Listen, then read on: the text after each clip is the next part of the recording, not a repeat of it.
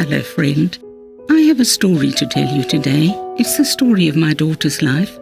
She died of lung cancer at the age of 39, and I have written a book which I think is helpful to us today in the very difficult circumstances in which we live. It brings hope and encouragement and a sense that all is well. I hope you enjoy it.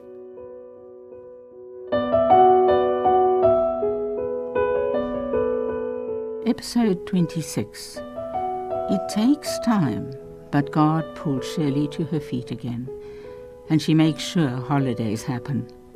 One weekend she drives us to Cardiff to stay with Rami. We walk 5 kilometers around Cardiff Bay. The distance doesn't seem to trouble Shirley. Once again, her sheer guts amaze me. The next weekend, Shirley drives us to Donington, near Stow-on-the-Wold in the Cotswolds. We bump open the door of Woodbine Cottage, truly quaint, with sloping ceilings and a smoky fireplace. Once Rami joins us, we tramp footpath after footpath through the meadows past staring sheep. In the village, Shirley sees me eyeing pillar-box red snoozies or slippers. "Would you like some?" she asks and smiles warmly. "Would I? Of course."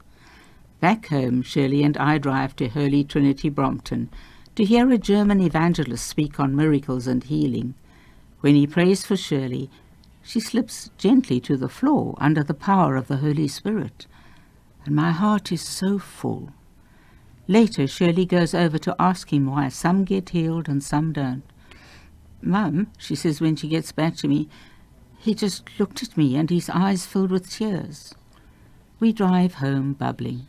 Before bed, Shirley texts the Secret Helpers, "Been encouraged by a great talk on healing at HTB.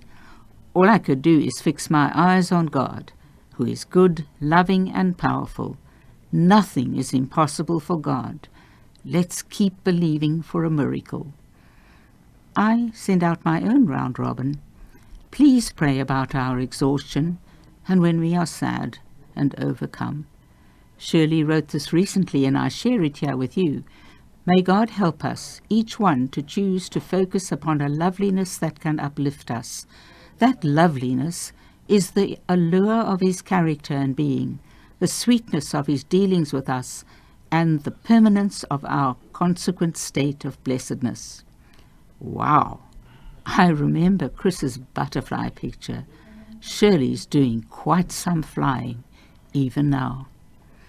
I pack up once again. Shirley has had a month of being really well, but the day before I leave, she suffers an enormous meltdown. She's very distressed all over again by the possibility that she's not going to be healed. So how can I possibly go tomorrow? That night, at another Holy Trinity Brompton evening meeting, both Shirley and I are deeply blessed, and she slides to the floor as the Spirit of God ministers to her. It shows me again that she's safe, thanks to Abba Father. Shirley improves enough to drive me to Heathrow. I'm somewhat comforted by the main encouragement is that God has touched her. I fasten my seat belt. Soon I'm lost in thought. Shirley has plans for the future. "Mum," she said only last night, "there are things I want so badly, but there was a time when I gave up believing that God would give me the desires of my heart because the disappointment afterwards just hurt so much." "Oh, Shirley," I say, "you've come a long time with God since then. Why not give him all your desires now and all your future plans? Let him grant them or change them or give you even better ones. He will make them perfect, different perhaps, but always full of more blessing for you than you can imagine." 3 days after I leave, Shirley drives to Bradford for a weekend with Laura. Her heart goes out to the ministry in Oxenhope in which Laura is involved.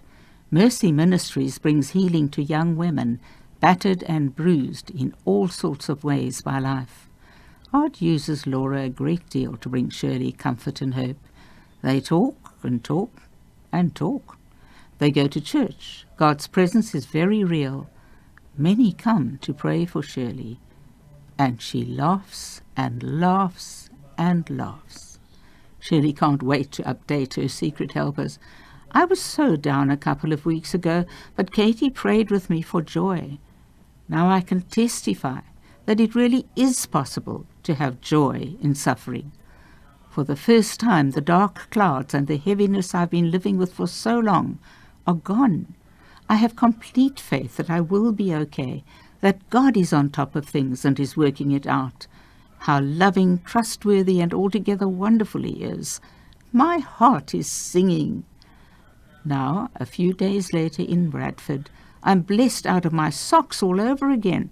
Just laughed and laughed. Celebrate with me. God is amazing. To me, she writes, "Hello, I've had a lovely blessed time. Looking forward to tell you all about it. Love you." So glad you're being blessed. I think your miracle is happening. How He is loving you, Mum. Shirley turns again to the close friend that is her diary. I've realized that God's really bigger, greater, stronger, higher, you name it, than any circumstances. The victory He won over the cross was incredible. It covers all, and we are free. Shirley smiles as she texts, "Sorry to have missed your call. Was trying out my new electric blanket and fell fast asleep." Back in South Africa, I smile too. I'm okay about tomorrow. The consultation is a biggie, because they'll tell me what they plan to do about the 2 growing tumours. Could you also pray? I have a weird pain in my back which is causing me a bit of grief. It's really late in South Africa when Shirley phones. "Mum, the pain in my back is over the top. I'm too scared to move. It's so sore. What must I do?" Nobody sleeps much that night. Next morning she texts, "So I wasn't able to keep my appointment with the docs today. I've asked Oxford to phone me on Monday to discuss my treatment." After they do that, Shirley texts, "Hello, lovely peeps. We didn't get round to talking about long-term treatment options. It turns out that the back pain is pleurisy, fluid on the lung, caused by one of the tumours. I'm going to have to get the lung drained next Monday. Please pray. The thief is seeking to rob and destroy, but in God we have abundant life." Friday's text from Shirley is grim. "Hurts. Really hard to move or breathe. Lots of pain. Good job God sent an angel, Tonya Elliott, to take me to hospital right now. Please pray that they can do the procedure straight away."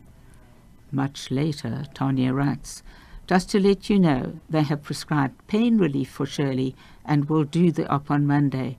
Shirls will stay with me as I want to keep an eye on her." Thank God. And also that they've given her morphine. For some time, Donia and Dave have been house-sitting for friends. It's a modernised old mansion with a much-cherished garden.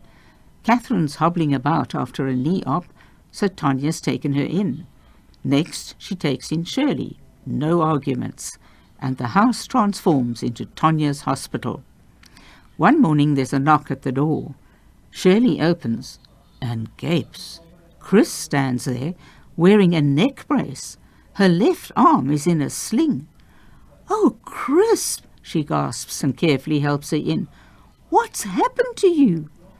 Catherine can't believe her eyes either, nor can Tonya. In the lounge, they carefully maneuver Chris into a comfortable chair. Then they sit on the edge of their seats, waiting to hear. Chris coolly removes the brace and the bandage and stuffs them into a plastic bag. Then she settles back, none the worse for wear. Everyone stares. Realization dawns and everyone backs up laughing. "Well," says Chris defensively, "this is a hospital, isn't it? So I thought I needed to fit in." Monday, 17th of February, brings more devastation. Claire says the enlarging tumours are causing the excruciating pain and discomfort. In their advance, they have collapsed part of Shirley's lower right lung, and they are compromising her breathing. Her liver has moved up into the thoracic cavity, adding to her suffering. Now, largely unchecked, the cancer's gone rogue. It's the most miserable trip home. I know I am, and I can guess at how disappointed Shirley must be. How do you respond to such a situation? Comfort your child? Have something to say? I tell her that the Lord knows the way through the wilderness, even a wilderness such as this one, that I'm praying big time, that I love her. Love you too, she writes. How incredibly precious every time I hear from her and hear that from her. To take up the question further of treatment, Shirley emails the doctors. Yesterday was a bit of a curveball for me. I need to know how serious is my condition. Collapsed lung, tumours causing pain, spots of fluid. Secondly, what is the next step? I know that this has been the subject of many debates since I had my PET scan. The delay has been concerning me greatly, given how quickly the tumours are growing. In your view, should I think about saying goodbyes? Sometime later, Shirley tells us, getting kidnapped around 5 o'clock. Tanya insists I shouldn't be alone. All this crazy lung stuff has made me very breathless, which is probably the scariest of all. Eating, moving and so on has all become a challenge. The docs want to start me on oral chemo ASAP, but the NHS refused the funding. So we're going down the private health care route. Otherwise, the docs will be looking to prescribe meds to keep the symptoms under control for as long as they can. Shirley's whole circle of support, friends, secret helpers, church family from all around the world stare in dismay. Then they read on. Thankfully, I can see a whole new dimension that is coloured by hope and God's amazing love for me. I'm on an adventure with God, and although things seem pretty bleak from the outside, I know we're heading somewhere amazing. Thank you, as ever, for journeying with me. Much love. We are all speechless. Hi everyone, Katie texts. Our next prayer meeting is Tuesday the 4th of March. Fast, if you can, to add extra fight to our battle. Let's keep praying, people. Shirley adds, venue will be cat-free. Will you join me? I've been thinking about praying in faith for a definite treatment plan from the docs, to be well enough to go to my birthday dinner this weekend, to go to the Randy Clark conference at the beginning of March, and to be able to go to South Africa in March or April. A couple of these seem pretty outrageous, but we've seen answers to some outrageous prayers already.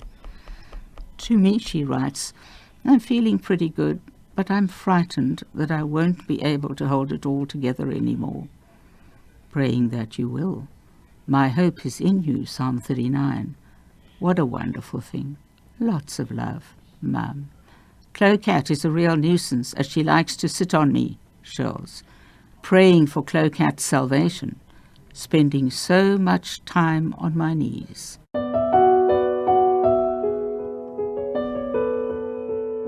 I've been reading from my book, Mum, Please Help Me Die, the story of my daughter Shirley's battle with cancer. If you'd like to get a copy of the book, please contact me. You can do that at the following email address, thai@mumpleasehelpmedie.co.za. I hope you'll be with me again next week. Goodbye.